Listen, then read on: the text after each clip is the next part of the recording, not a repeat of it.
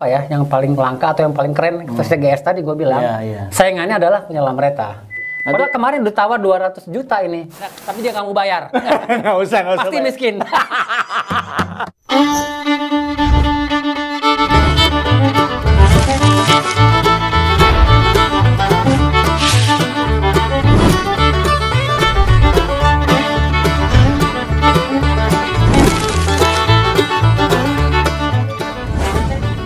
Saatnya hari Minggu pagi itu silaturahmi ke sahabat-sahabat lama. Ada teman saya seorang kolektor motor, dia kolektor gitar juga, pencipta lagu, dan pastinya dia sudah tua renta. Let's go, kita langsung samperin ke studionya. Kagak ada pegangan pintunya. Ini studionya, adem loh. Berarti dia punya duit kalau buat beli AC. Nah, dia nih bukan. Mas, bos lu mana, Mas? Mas, Bos saya lagi mancing. Lagi mancing, Mas. Denny Jasmala. Aduh. Bersama teman saya. Kadal laut. Ferry Mariana. Kenapa ada panadol di mari? Stres, Mas. Penghasilan kurang gara-gara ngopi. Aduh. Gimana? Hari Minggu pagi, orang lain tuh motoran, nge-mall, buang-buang duit. Lu ngapain di rumah? Motornya nggak ada bensinnya. Aduh. Ini seorang Denny Jasmala, dia seorang seniman. Bisa dibilang di era 2000-an adalah memang masa-masa keemasan. Sampai sekarang juga. Ya, tetap miskin maksudnya. Saya kenal sama Denny Jasmala itu sekitar dari 2016 pada saat motor baik. Saya pertama kali ketemu dia, mungkin kita nggak pernah satu panggung, cuman pernah waktu itu pas lagi lu makan di McDonald ya waktu itu ya, pertama kita kenal di Kemang, pas sama Omes. Ini salah satunya nih Denny Jasmala, dia adalah bisa dibilang penggiat Vespa, motor Itali. Waduh. Tapi yang kita lihat ini bukan Vespa ya? Bukan Vespa. Apa ini? Ini skuter. Skuter. Ya, mereknya bukan Vespa. Skuter tuh banyak. Ada Lambretta, ada Vespa. Oke. Vespa itu produknya Piaggio. Lambretta punya Piaggio ke Malak loh. Ya, nama kebetulan anak gua namanya Piaggio. Ya. Biar dapat sponsor maksudnya dulu, ternyata nggak dapat juga. Ya pokoknya ini Lambretta lah pokoknya. Lambretta itu lahirnya tipis-tipis sih. Kalau nggak salah Vespa itu tahun 40-an, beda 2-3 tahun Lambretta muncul. Buatan Itali juga? Bukan, Bekasi Mas. Ya ini Itali juga. Kenapa lu lebih tertarik mengkoleksi skuter daripada orang-orang kan ada yang koleksi motor trail, ada motor 2 tak, ada motor yang matic. Nah, lu kenapa memilih ini? Kalau ngomong sejarah sebenarnya gue main motor telat, Fer. Gue tuh main motor tuh ketika istri gue hamil 1 bulan. Besari? Ya, hamil. Gue dari kecil tuh pokoknya nggak boleh naik motor bokap gue. Alasannya nanti kalau naik motor tangannya jadi rusak main kopling. Ternyata nggak ada hubungannya. In the point ternyata bokap gue cuma pengen anak gue nggak naik motor biar gak kecelakaan. Gitu Salah satu ini bagus juga ya. Pokoknya setiap pas bini gue hamil, gue denger suara motor tuh klok suara Vespa lewat. Gue seneng banget, gue pas nengok ini motor apa nih gitu. Singkat cerita gue dengar suaranya. Dalam 3 bulan gue beli Vespa 8 biji. Dalam 3 bulan? Waktu kapan tuh? Ya pokoknya bini hamil. Sampai 4 bulan. Rezeki lu lagi bagus-bagus ya berarti? Gak juga kan Vespa murah. Kan Vespa dulu masih 900.000. Gitu. Paling mahal 1,5 juta lah. Itu di Jogja apa di sini? Di Jogja ada. Bini lu orang Jogja? Bini gue orang Jogja. Di Jogja dapat murah. Pokoknya sering suara tapi nggak bisa nyalain. Singkat cerita, nyoba nyalain lah. Nyalain susah. Sekalian nyala, jalan. Nah singkat cerita lagi, habis gue pagi, gue pulang malam dong jam 2. Jam 2 tuh gue mogok di Pondok Indah. Nggak tahu cara nyalainnya. Ada Vespa lewat, Mas mau dibantuin? Nggak, makasih. Gengsi kan. Gengsi. 1, 2. Lewat lagi. Lewat lagi dia. Mas mau di stut? Nggak usah, saya udah biasa gitu. Sampai jam 3, sampai orang sebagai anak baru Vespa waktu itu. Anak baru Vespa, bukan baru Vespa, baru naik motor. Baru naik motor. Sampai itu orang yang tadi 2 jam balik lagi loh. Masih di sini, Mas.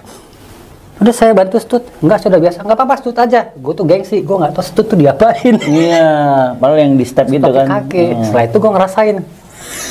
Pokoknya akhirnya tuh nggak usah ada 6 Vespa. Itu cuman datang nyamperin gue, entah itu nongkrong, nemenin gue mogok, benerin busi segala macam.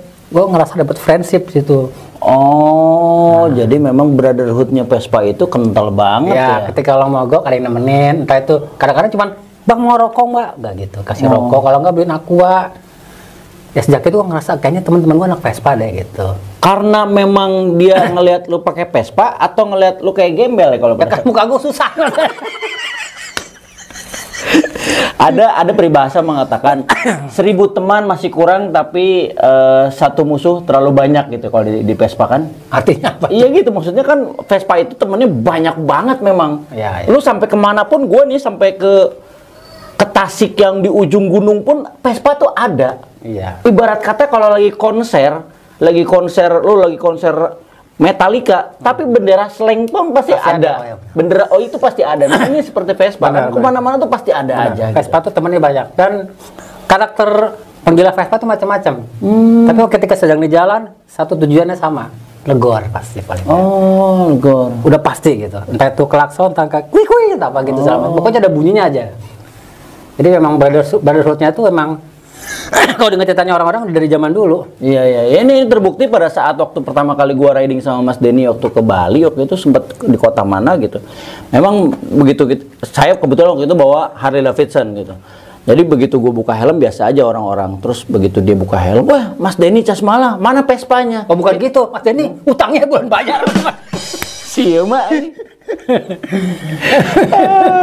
Jadi gitu, mana Vespanya? Jadi memang sudah terdoktrin di masyarakat bahwa Denny Casmala adalah equal Vespa gitu loh. Kebetulan sih ya. Juga sih. Terus kalau Lambretta ini sendiri lu punya ada berapa koleksinya? Dulu sempat punya 5 sebenarnya, tapi ekonomi lemah jual standar. Tapi memang bisa menjanjikan nih Mas kalau disimpan dulu. Soalnya gini, gue nggak pernah punya niat jual beli Vespa, sampai sekarang pun nggak pernah. Cuman gue tuh selalu suka sesuatu yang klasik, sama kan kita kan. Iya. Lo mau ada Harley apa sih, begitu lihat Harley yang tua lo pasti kan, aduh, bisa jongkok kan? Gitu. Gitu kan. Jadi buat gue, ketika waktu itu orang jual Vespa, harganya dulu ada Vespa namanya Vespa GS. Vespa GS itu paling mahal. Kayak BMW ya GS ya? Ya, kayak nama Grand Sport namanya. Grand Sport. Jadi Vespa itu dulu pasarannya paling tinggi itu sekitar 2-3 juta. Ya? Ada nama Vespa namanya GS atau VS Series. Itu tahun 50-an. Jadi Vespa dengan cc yang paling besar 150 sampai 180, terus bentuknya juga unik. Satu ketika gue liat pos kota dulu, ada orang jual Vespa GS. Buka harganya 15 juta. Tinggi juga ya. Wah, edan nih. Di saat yang lain 3 juta, 4 juta ini 15 juta. Gue mikirnya nih nggak ada barang nih. Sekalinya ada gue datang begitu sampai ke sana. Tuh orang GS-nya ada 4, stres gue. Aduh. Mas mau nawar yang mana? Bingung saya Mas gitu. Tiba-tiba di pojok ruangannya ada ini. Bukan yang ini tapi model sama. Yang satunya. Langsung ini apa nih gitu. Ini malah lebih murah dari GS. Berapa? 20 juta. Wah, gue ketawa. Lebih murah dari GS. Ya udah gue ketawa. Tapi gue senang banget lihat bentuknya kayak gini. Tapi dulu udah seperti ini, udah semulus. Enggak, dulu mah hancur. Maksudnya ya bahan lah kalau Vespa biasa. Minta 25. Udah 20 gue bayar deh. Ya udah ambil. Jadi nggak naksir GS. Nah, gue ketemu anak Vespa diketawain. Lo dibohongin lo beli Lambretta harga segitu. Lambretta paling harganya cuma 8-9 juta. Biarin deh. Sudah. Apa? Tadi kita ketawa. Naikin oktan dulu. Tapi memang lu udah lama banget ya pakai gituan nih. Sebenarnya gue pakai ini nih sejak berhenti ngerokok. Jadi berhenti ngerokok gue malah asma. Sejak berhenti ngerokok gue asma sama nyopet maksudnya. Biar santai dulu, gue bawa Gua mah gua begini orangnya, namu ke orang, tapi gua bawa minuman sendiri nih. Beras kan. Ini jamu bikinan bini gua. Ya, Den Ayu. Sejak 1980. Iya, karena bini gua masih kecil tuh. Iya, bener-bener. Mertua gue yang bikin. Tadi dulu, ini apa usaha bini lo ya? Jadi pas corona ini bini gue iseng diajarin mertua gue bikin jamu. Lumayan, omsetnya bisa 3 juta, 4 juta sebulan. Wah, asik juga nyobain ah. Cobain ini. Ini ada racun tikusnya. Jadi kalau lo mati berarti lo tikus gitu aja. Coba. Ada online, cobain. Saya mau udah sering.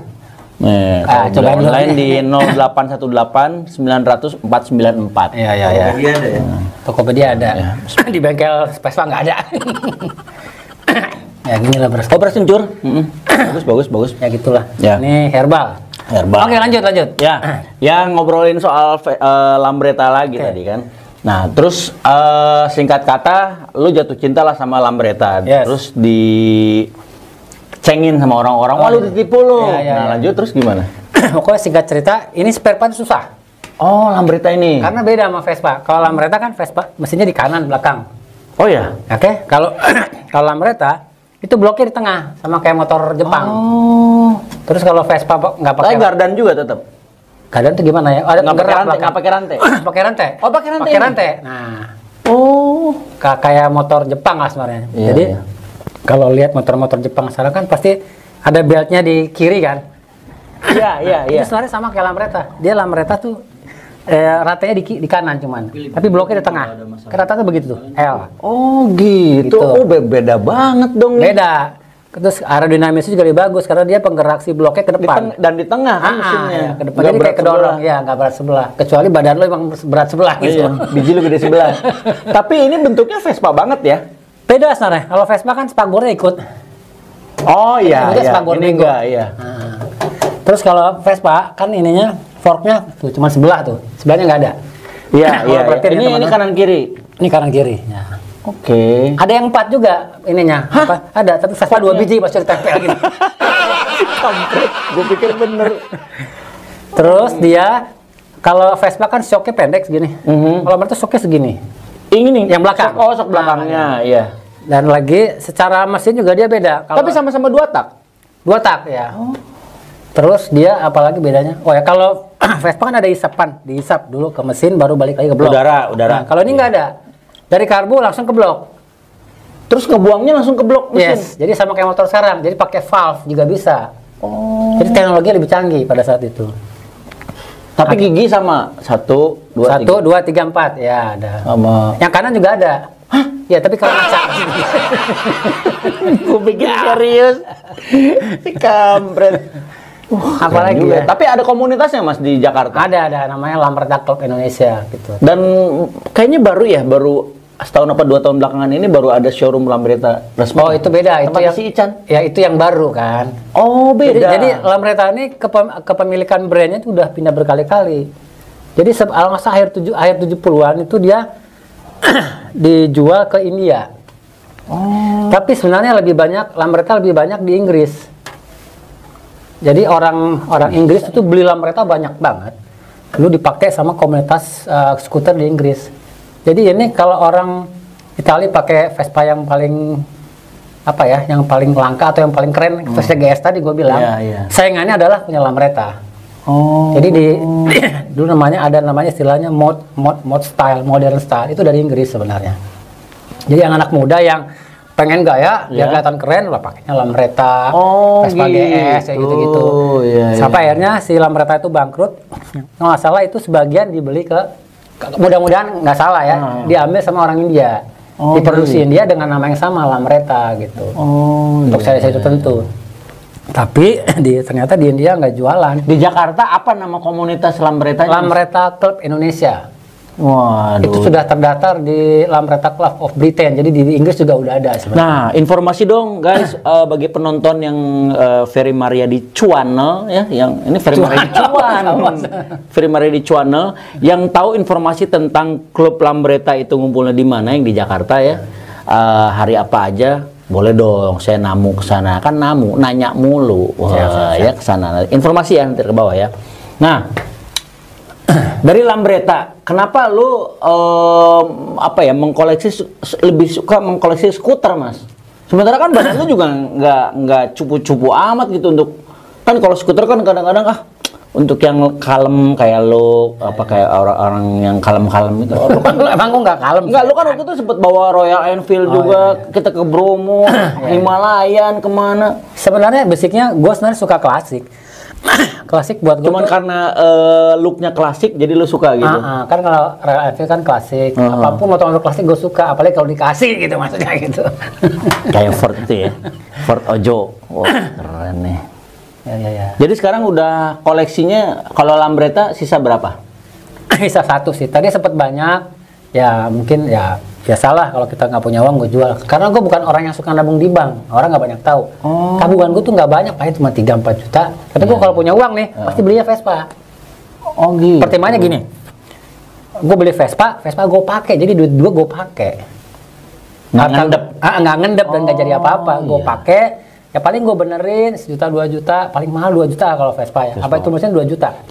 Ntar gue pakai, orang pasti teman-teman gue suka. Nah, tapi kalau lu sudah berapa lama menabung atau menyimpan uang lo tuh di kendaraan, di Vespa atau di Lambretta?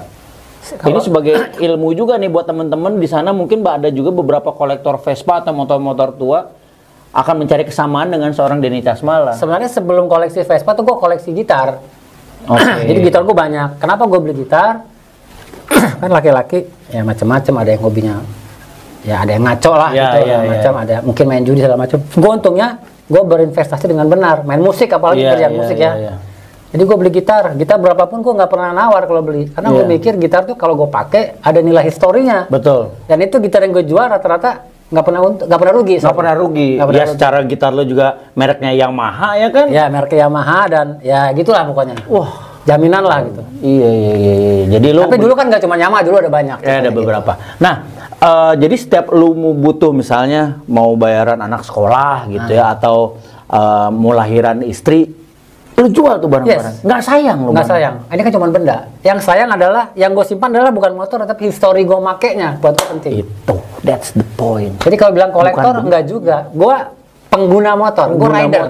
Iya. Kalaupun ada yang misalnya gue simpan lama ya mungkin karena belum laku, karena mahal. Dan itu mungkin kuncian lu terakhir gitu kan. Kayak ini kan lu juga sayang banget, masih ada mungkin ntar di garasi. Padahal kemarin udah tawar 200 juta ini. Kalau dia nama 202 juta gue kasih.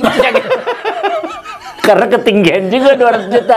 Siapa yang mau nawar? Ini dari motor nih, kita ngobrol ke karir nih Mas. Mungkin orang banyak yang tahu nama Denny Casmala, cuman wujudnya ternyata ini loh. Oh, ini udah berubah, 2 tahun lalu pakai hijab nih. Sebelah lagi. Hijab sebelah. Mas Den. Oke. Lagu terakhir yang booming yang lu ciptain apa Mas Den? Sebenarnya apa ya? Sorry. Gua pencipta atau aranser atau penggubah apa enaknya apa sih? Nah sih kalau sebenarnya sama kayak profesi lo kan. Lo kalau ditanya model iya, pemain sinetron iya, main film apa. Pokoknya berhubungan dengan seni, selama lo nyaman lo kerjain dong. Iya betul. Selama menghasilkan uang dan orang lain senang gitu. Betul. Biar gede syukur, biar kecil anjing terima juga gitu kan. Nah lo lebih nyaman. Jadi sebenarnya anak band tuh sama. Kebetulan gue lucky bastard kali ya. Kalau dibilang basicnya gue tuh pemain gitar biasa. Gue main reguler di kafe segala macam. Dulunya gitu. Sampai sekarang pun kalau ajakin main gue senang karena buat gue main musik ya nggak ada strata. Cuman kebetulan orang percaya sama gue, lu bisa bikin lagu nggak? Ya bisa aja dulu. Lagu yang pertama lu ciptakan dan juga booming pada saat itu sinetron Cecep, lo pernah tau nggak? Iya. Si Anjas. Ya itu. Gara-gara gue bikin lagu yang mana sih? Cecep pokoknya si Yoyo. Yoyo sebelum Yoyo. Oh iya Cecep. Cecep yang rambutnya gitu, si Anjas sama pokoknya. Anjas gitu. Pokoknya dari situ gue jadi dapat pekerjaan bikin lagu. Pokoknya singkat cerita. SCTV kan? Iya SCTV kalau nggak salah. Oh itu lo. Jadi ceritanya gue kerja sama Anang dulu. Ada bos namanya Pak Andi. Pak Andi datang ke studio Anang. Nang besok minta lagu ya gitu. Pak Andi kesana lagi, Anang nggak ada, adanya gue. Dan lu bisa bikin lagu nggak? Ada gitu. Padahal nggak ada. Iya ada. Iya aja dulu. Wah ada duit nih gitu. Besok artis gue ke tempat gue deh, ke tempat lo deh. Pagi-pagi begitu gue itu Anjas. Mas saya dari Pak Andi minta lagu gini. Ada lagunya? Ada. Gue bingung lagunya gimana. Padahal nggak ada. Nggak ada lagu. Gue ke kamar mandi. Sebentar gue mandi dulu. Kamar mandi gue nulis lagu. Wah singkat itu tuh lagu, ada mati gue, nggak terima nggak apa-apa ya. Anjas nyanyi, Anjas suaranya kan lumayan pada saat itu. Pak Hadi dengerin, lagunya bagus nih, berapa lagunya? Terserah deh, gue bayar goceng deh. Udah mati, wah gede juga nih, goceng berapa, musik berapa sih zaman dulu kan? Dapat lo goceng. Goceng pada saat itu? Ya untuk pencipta lagu awal sebenarnya gede dong. Gede banget. Biasanya orang dapat cuma 1,5 juta. Ya udah. Lo bisa bikin aransemen nggak? Bisa. Dapat berapa? Serah deh. Gue bayar 7,5 apa 10 juta. Kalau nggak salah 10 juta. 10 juta. Ya udah sikat. Ya gede lah. Ya gede lah. Udah dapat bikin lagu, bikin udah itu dapat aransemen juga. Udah selesai. Lo bisa mixing nggak? Bisa. Ya udah mixing ya. Goceng ya. Ya. Wah, rezeki. Nah, bukan singkat cerita. Itu lagu tayang. Untung anaknya nggak ada pada saat itu. Untungnya nggak ada. Kalau anak ada mungkin masih miskin kali gua. Maaf ya, kalau anak lihat, maaf ya. Sultan Cinere. Anak udah kayak udah kakak gua sih. Alhamdulillah. Deket banget sih, tapi nggak pernah ngutang, nggak pernah dikasih sama dia. Tapi anak suka ngasih sama lo?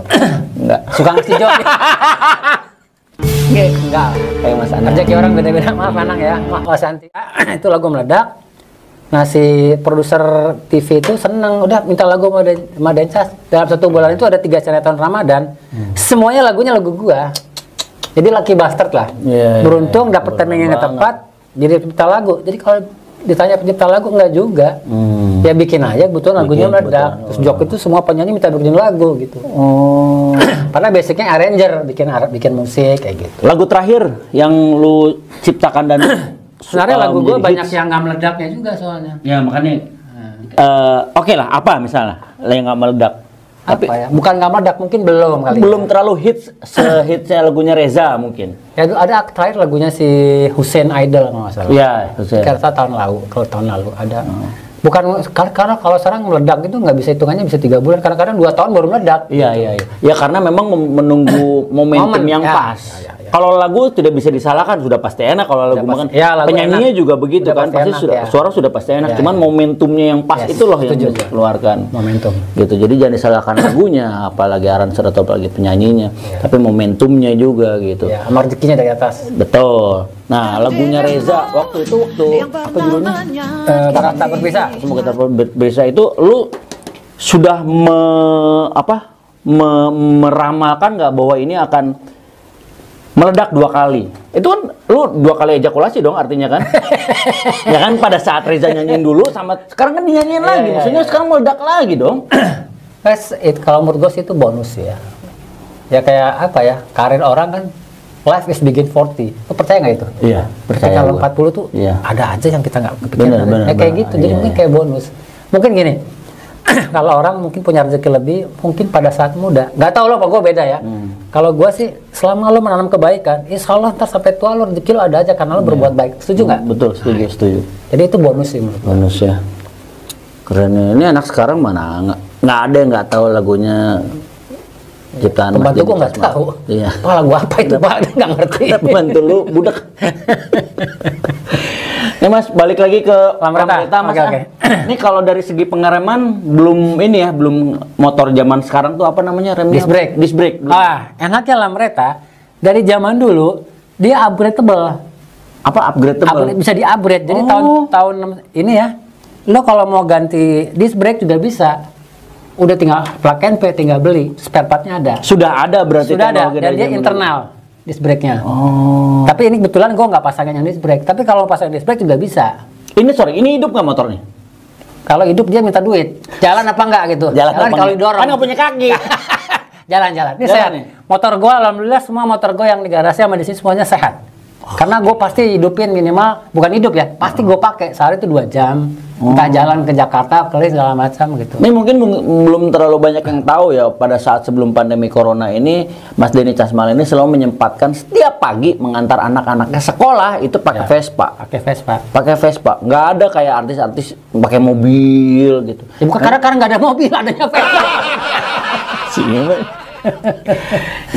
Terus ngantar istrinya pergi misal ke Sudirman, ke Tamrin pakai Vespa ya Mas. Kenapa lo membiasakan seperti itu? Karena aku nggak pernah masuk TV jadi nggak punya beban. Bukan, nggak serius ini. Kadang ada orang yang gini, seorang artis artinya pelaku seni sekelas Denny Casmala masih mau keringetan Vespaan nganterin anak atau istrinya? Sebenarnya make it simple sih. Gue orangnya sangat bersyukur sama hidup gue. Ketika gue mengendarain Vespa atau kendaraan roda 2 ya. Ketika gue sendiri atau gue rasa ngalamin, lo kan banyak merenung kan. Pada saat ketika naik motor, oh iya, banyak merenung kan. Daripada lo konsentrasi adalah hal yang biasa. Bener, itu kan cuma akselerasi ketika ada apa-apa. Tapi banyak merenung. Dan buat gue merenung itu adalah momen yang paling tepat mencari inspirasi atau merewind cara berpikir kita pada saat masa lalu. Jadi artinya ketika lebih banyak bersyukur ketika gue naik motor tuh, alhamdulillah gue bisa punya motor, alhamdulillah orang lain nggak punya motor. Tapi bukan maksudnya dengan cara lo naik Vespa itu salah satu cara mendidik anak dan maksudnya mendidik keluarga. Ya akhirnya itu beruntun. Akhirnya anak-anak gue ajarin, coba naik Vespa deh. Papa naik Vespa aja seneng. Suatu hari kalian akan punya mobil. Kalau kalian udah bersyukur naik Vespa, gue selalu ngomong gitu kan anak gue. Termasuk ke bini gue, nikmat kan kita bisa berdua ngobrol kayak gini. Jadi ya bersyukur lah gitu. Informasi juga nih bahwa istri dari Mas Denny Casmala ini, Mbak Sari adalah adik dari kakak dari Mas Eros, Eros. Salon 7. Ya. Berarti kakaknya Raymond. Kakaknya Raymond. Raymond adanya bini gua. Iya. Oh Raymond temen lo ya, lupa gua. Gua kenal sama Raymond. Iya. Terakhir dong, berikan sebuah lagu tentang Vespa tapi yang lu sekarang bikin, dadakan lu bikin, ciptain. Pakai gitar. Ambil gitar kali ya. Gua ambil gitar dulu kali ya. Boleh. Gitarnya. Nah. Dadak. Oke. Saya akan mendaulat Denny Casmala untuk menciptakan satu buah ref lagu tentang Vespa. Bikin lagu tuh gampang. Yang susah tuh yang bayar nggak ada. Ngejualnya yang susah. Ini dia sebuah lagu dari Denny Casmala tentang Vespa. Tapi nggak seru kalau lo nggak kasih gimmick. Apa misalnya kasih kata lah. Vespa itu apa menurut gua? Vespa. Jangan Vespa, skuter lah. Skuter. Kasih 2 kata. Skuter apa gitu? Ayo. Kebersamaan. Dan apa? Kedamaian. Oke. Kebersamaan dan kedamaian. Naik skuter bersama-sama, naik skuter demi kebersamaan. Keren. Enak. Tapi dia nggak mau bayar. Nggak usah. Pasti miskin. Oke, Mas Denny Casmala, terima kasih. Siap. Sampai ketemu lagi. Siap. Terus berkarya, ambil yang positifnya, buang yang negatifnya. Ferry Mariadi, Denny Casmala. Assalamualaikum warahmatullahi wabarakatuh. Naik skuter bersama-sama. Naik skuter demi kebersamaan.